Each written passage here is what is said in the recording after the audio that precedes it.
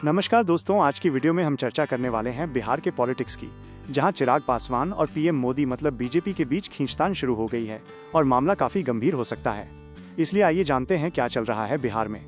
दोस्तों, बिहार की राजनीति में कुछ ऐसा पक रहा है जो अगर सच हुआ तो पूरे चुनावी समीकरण हिल सकते हैं, क्योंकि बात सिर्फ सीटों की नहीं, अब बात सत्ता की चाबी की है। क्या चिराग पासवान और प्रशांत किशोर साथ आने वाले हैं? क्या बिहार में बीजेपी को मिल सकता है सबसे बड़ा झटका, या ये सब सिर्फ एक चाल है दबाव बनाने की? आज हम खोलेंगे इस पूरे मामले का वो सच जिसे अभी सिर्फ कुछ लोग ही जानते हैं, पर आने वाले चुनावों में इसका असर हर वोटर तक जाएगा। बिहार विधानसभा चुनाव 2025 की तैयारी तेज है। 243 सीटों के इस बड़े रणभूमि में हर पार्टी अपनी अपनी बिसात बिछा चुकी है, लेकिन अचानक एक नाम चर्चा में आया, चिराग पासवान और प्रशांत किशोर का गठबंधन। अब ये चर्चा कहां से शुरू हुई?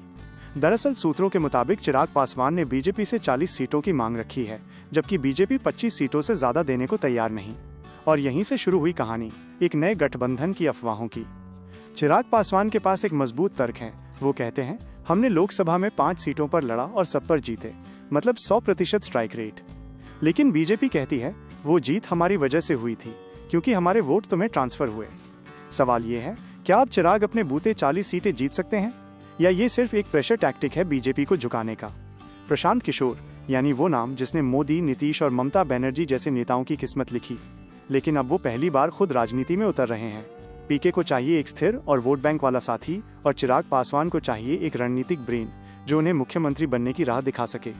अब सोचिए, अगर रणनीति का मास्टरमाइंड और युवा चेहरा साथ आ जाएं, तो क्या बिहार में बीजेपी और आरजेडी दोनों के लिए खतरे की घंटी नहीं बजेगी? अब सवाल है, इस गठबंधन से जनता पर क्या असर पड़ेगा?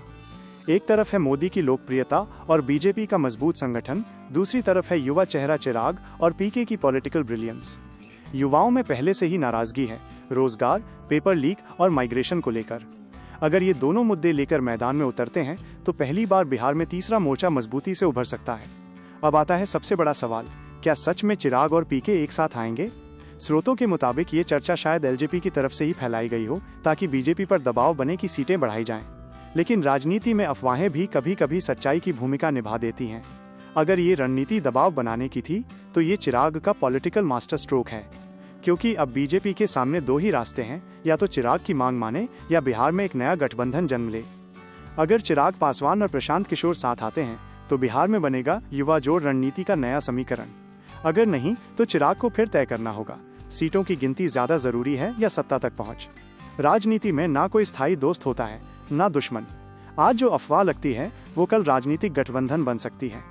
तो आने वाले दिनों में देखना होगा, क्या बिहार में चिराग और पीके का पॉलिटिकल एक्सपेरिमेंट वाकई हकीकत बनेगा, या ये सिर्फ एक चुनावी शतरंज की चाल थी?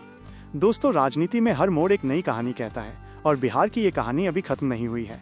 क्या चिराग पासवान बन पाएंगे किंग, या रह जाएंगे किंग मेकर? कमेंट में बताओ, तुम्हारे हिसाब से ये गठबंधन होगा या नहीं?